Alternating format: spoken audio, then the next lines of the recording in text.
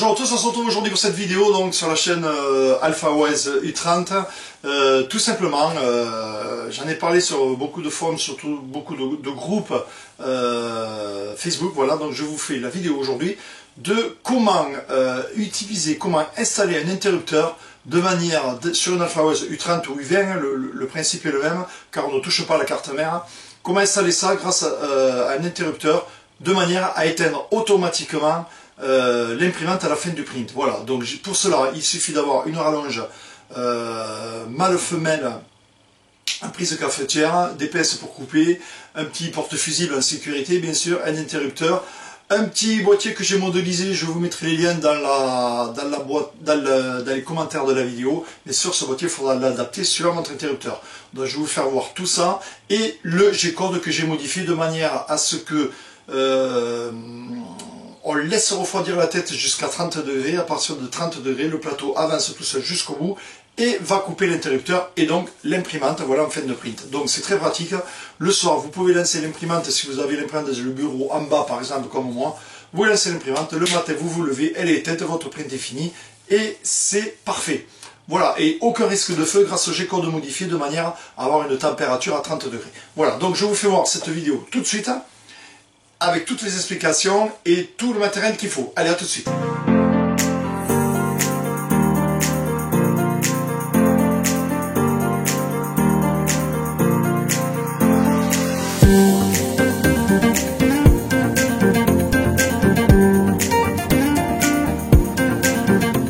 Voilà, donc, qu'est-ce qu'il faut pour faire ce petit montage? Donc, il faut tout simplement une rallonge prise cafetière, comme vous le voyez, mâle-femelle, tout simplement parce qu'on va l'intervertir entre l'arrivée du courant via la prise cafetière, on va l'intervertir entre les deux, entre la prise et la U30. Donc une rallonge que j'ai raccourci, j'ai coupé carrément, j'ai coupé droit.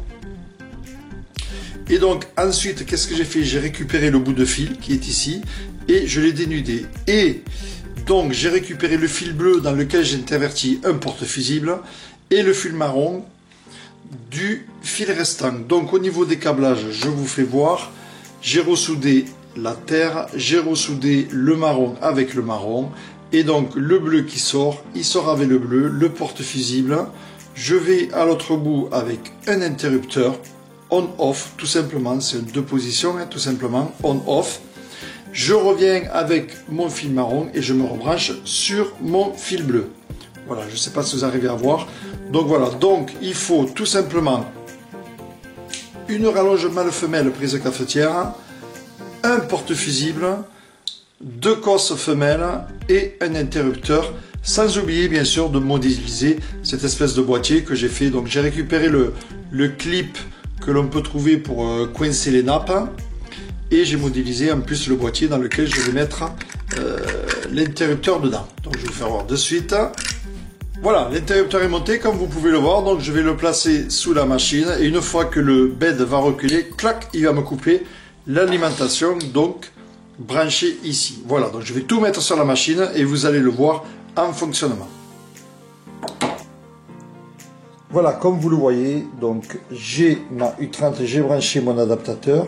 Ici, j'ai la partie qui repart et ici, donc, j'ai l'arrivée où je vais brancher ma multiprise. Ensuite, tout ça, ça passe donc sous la machine et je me retrouve donc avec ma rallonge qui revient ici et ici, vous voyez, j'ai fixé l'interrupteur avec le boîtier sur le rail ici, vous voyez, grâce au clip. Voilà, donc ça vient tout simplement embuter ici.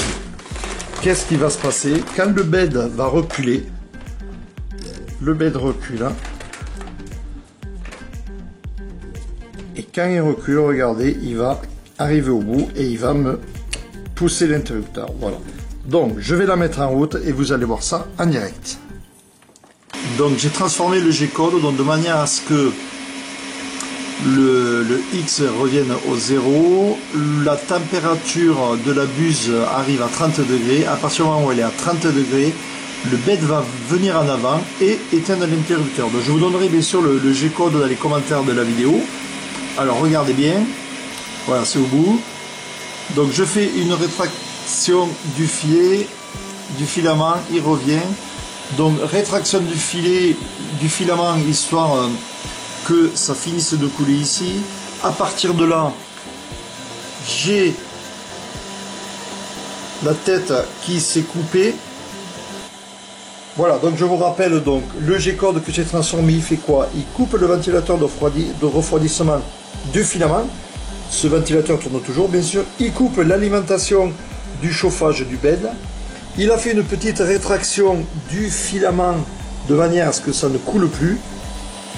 Et là, vous voyez, donc on est à combien là? On est à 30 degrés, 71 degrés pour la buse et 45 degrés qui est à 60, je vous rappelle, au niveau du refroidissement. Donc la buse continue à refroidir. Regardez, on est à 67.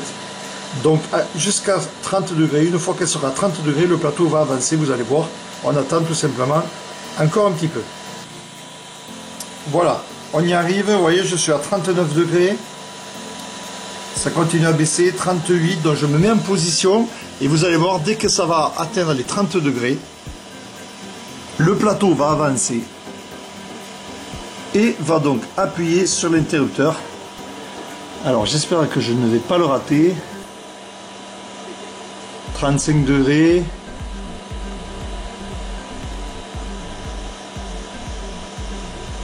34 degrés.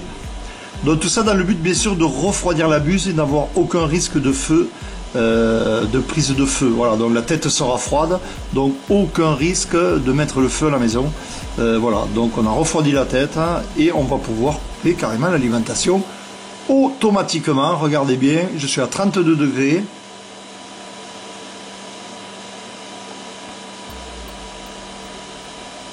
« 31. Voilà, je suis à 30. Vous voyez, regardez, là c'est en train d'avancer, regardez bien. Ça avance tout seul, le G-code a été modifié, j'ai l'interrupteur.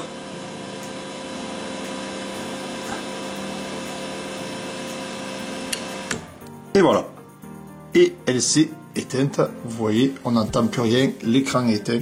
Elle s'est éteinte automatiquement. Et l'avantage de le faire par ici, c'est que pour la rallumer, il me suffit de pousser le plateau à la main. Il n'y a aucun risque et je peux la rallumer en repoussant l'interrupteur. Et voilà, c'est reparti. Voilà. Voilà donc la coupure automatique sur une AlphaWise U30. Bien sûr, vous pouvez l'adapter sur la U20 aussi. Il n'y a aucun problème. On ne touche pas la carte mère, on ne touche à rien du tout. Il suffit de trouver une rallonge mâle-femelle prise cafetière.